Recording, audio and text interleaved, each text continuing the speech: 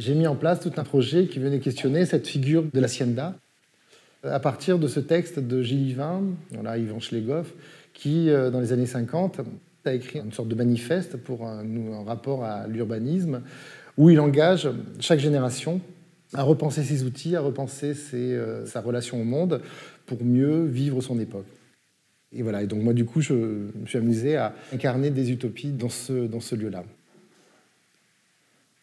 Chaque génération doit produire ses propres espaces de diffusion, ses propres espaces à incarner, qui sont des espaces qui peuvent s'émanciper des modèles.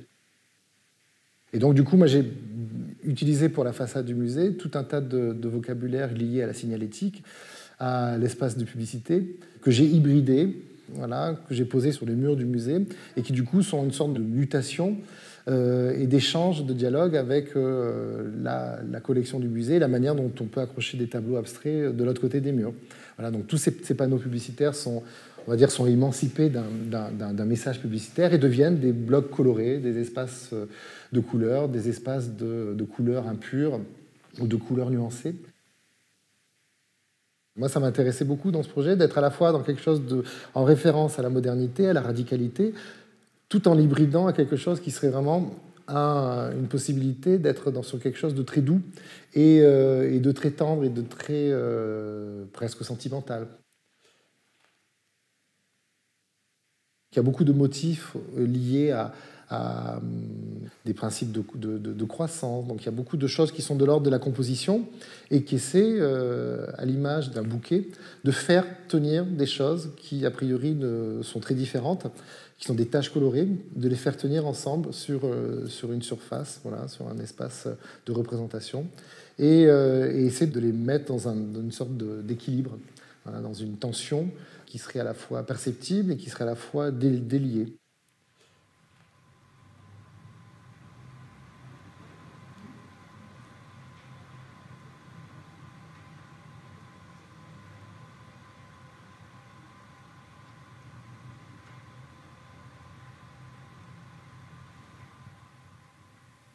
J'ai toujours vécu dans des endroits qui m'ont souvent convoqué dans cet imaginaire californien, là où j'ai grandi, dans le sud de la France. Voilà, il y a une sorte de douceur de vivre, proche des étangs, avec des couchers de soleil, des repas en terrasse, une relation comme ça à la vie, à la mer, au plaisir de la mer, au surf, au skate.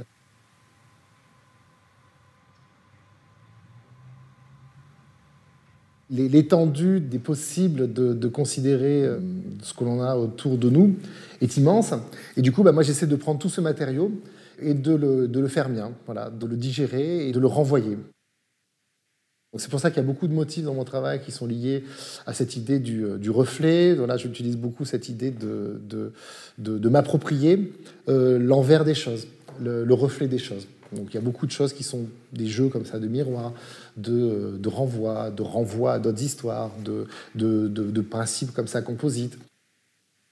Et ce principe du miroir fait aussi référence à ce geste que l'on pouvait trouver dans les ateliers de la Renaissance, qui était de toujours vérifier la composition d'un tableau dans un miroir pour voir justement si ça ne se cassait pas la gueule, voilà, si la composition était stable.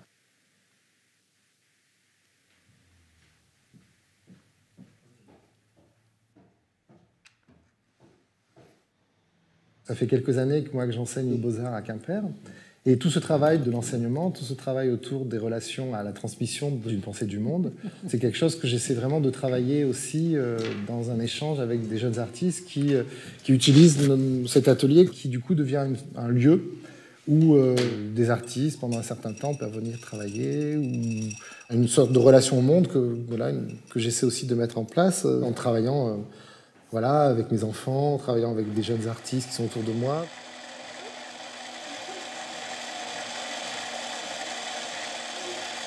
Il est en train de se décentrer.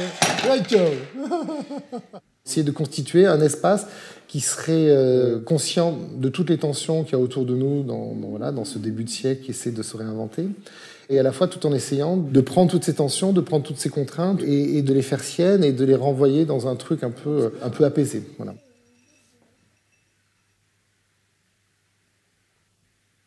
Chaque projet crée son propre laboratoire qui, du coup, vont trouver leurs propres nécessités et leurs propres résolutions dans des matériaux. Et aussi l'idée de moi de m'amuser et d'être tout le temps dans cette chose qui pour moi est très importante, qui est le plaisir de faire, le plaisir de partager, le faire, et d'aller dans des choses que je n'avais pas produit jusqu'à présent. Donc voilà, donc ce qui fait que le champ des matériaux et des techniques que j'utilise est extrêmement vaste.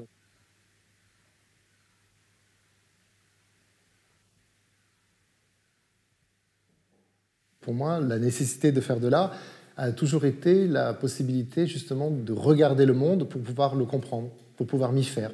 Voilà. En sachant que le monde, le réel, tel qu'il existe, est un réel qui a toujours déconsidéré le mélange, le métissage, les personnes comme moi, considérées toujours comme voilà, toujours des termes de bâtard, d'impur.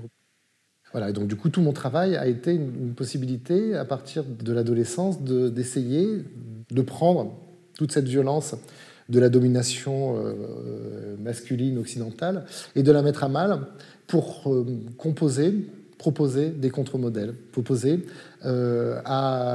envoyer au monde des signaux, un reflet, un miroir déformant qui serait justement une sorte de pensée alternative et de créer des signes, des images, des récits, des narrations,